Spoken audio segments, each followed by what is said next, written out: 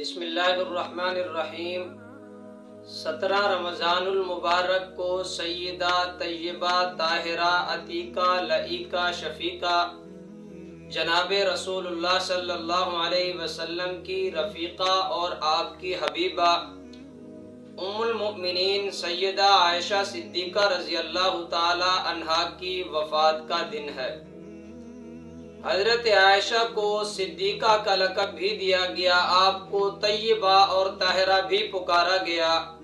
اور آپ کو حمیرہ سے بھی موسوم کیا گیا۔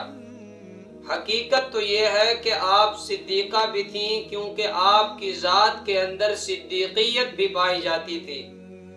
اور آپ طیبہ اور طاہرہ بھی تھیں کیونکہ آپ کا ظاہر بھی پاک تھا اور آپ کا باطن بھی پاک تھا، اور آپ حمیرہ بھی تھیں کیونکہ آپ سوری حسن و جمال کے اندر یکتائے روزگار تھی۔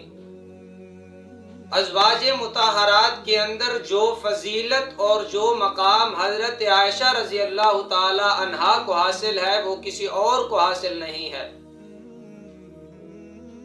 ایک شرف تو آپ کو یہ حاصل ہے کہ آپ کی زندگی کا ایک دن بھی کفر و شرک کے اندر نہیں گزرا۔ آپ نے جب اس دنیا کے اندر آنکھیں کھولیں تو اپنے والدین کو مسلمان پایا، صبح کو اٹھتی تو قرآن کریم کی تلاوت، ذکر و اذکار کی آواز کانوں میں پڑتی تھی، اور جب رات کو بستر پر لیٹتی تو اپنے والدین کا عبادت کے اندر مشغول ہونے کا نظارہ کرتی تھیں۔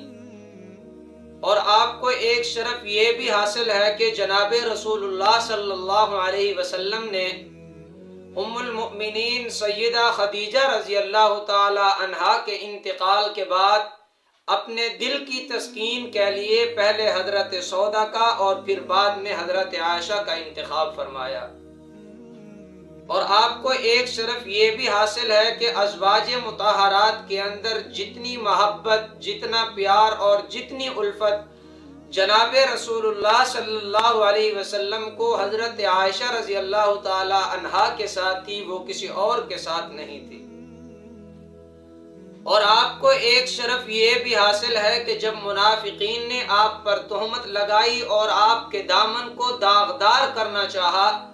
تو رب کائنات نے آپ کی تطہیر کے اندر قرآن کریم کی 17 آیات مبارکہ کو نازل فرمایا۔ آپ کو معلوم ہوگا کہ جب حضرت یوسف علیہ السلام پر تہمت لگی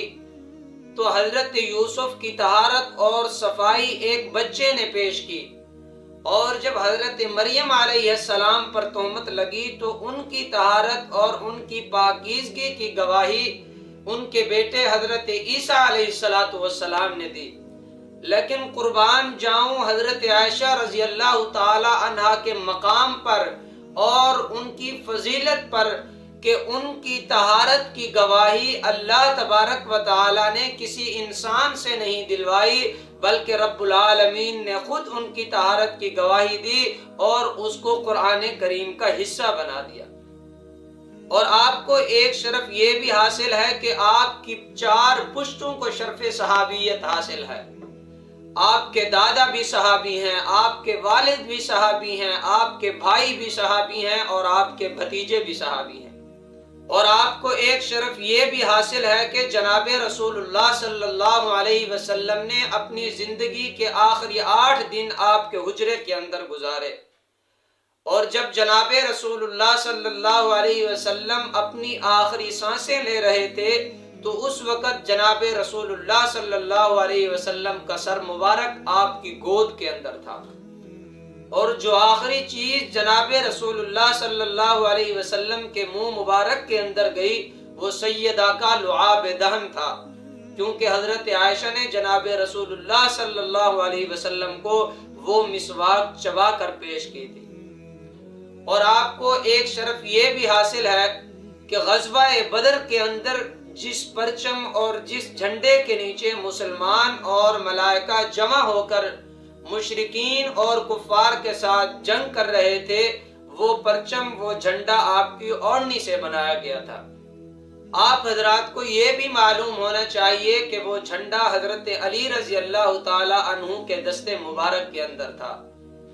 گویا کہ صدیقہ کائنات اور حیدر کرار کے درمیان منافرت کی باتیں کرنے والوں کے منہ پر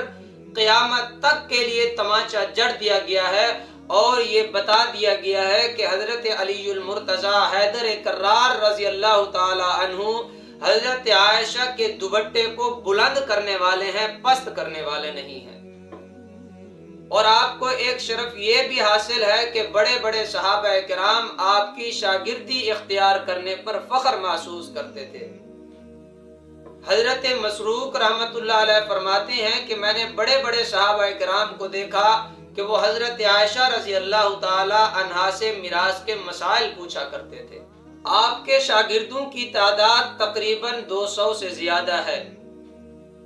اور جو احادیث مبارکہ آپ سے منقول ہیں ان کی تعداد 2210 ہے۔ دنیا کے اندر جتنی بھی عورتیں آئی ہیں، کوئی حسن و جمال کے اندر بے مثال تھی، کوئی بہادری کے اندر بے مثال تھی، کوئی وفا کے اندر بے مثال تھی، کوئی عقل اور دانشوری کے اندر بے مثال تھی، لیکن اگر ان سب عورتوں کو جمع کر کے ان کے درمیان حضرت عائشہ رضی اللہ تعالی عنہا کو کھڑا کر دیا جائے تو یہ ساری عورتیں حضرت عائشہ کے مقابلے میں ماند پڑ جائیں گی، اور یہ حضرت عائشہ کے مقابلے میں زیر نظر آئیں گی، کیونکہ یہ ساری چیزیں بیک وقت حضرت عائشہ رضی اللہ تعالی عنہا کے اندر موجود تھیں۔ آپ کے اندر بہادری بھی تھی، آپ کے اندر حسن و جمال بھی تھا، آپ کے اندر عقل و دانشوری بھی تھی، اور آپ کے اندر وفا بھی تھی۔ حضرت عائشہ رضی اللہ تعالی عنہا نے دنیا کو بتا دیا کہ کس طرح ایک عورت پردے میں رہ کر تعلیم و تدریس، اصلاح و ارشاد، سیاسی اور معاشرتی امور کی سربراہی کر سکتی ہے۔ اگر آج مائیں، بہنیں، بیٹیاں حضرت عائشہ رضی اللہ تعالی عنہا کو اپنا آئیڈیل قرار دے لیں اور ان کی سیرت کو اپنا لیں تو آج حالات بدل سکتے ہیں، خاندانی نظام درست ہو سکتا ہے، حیا اور پاک دامنی کی خوشبو مہک سکتی ہے۔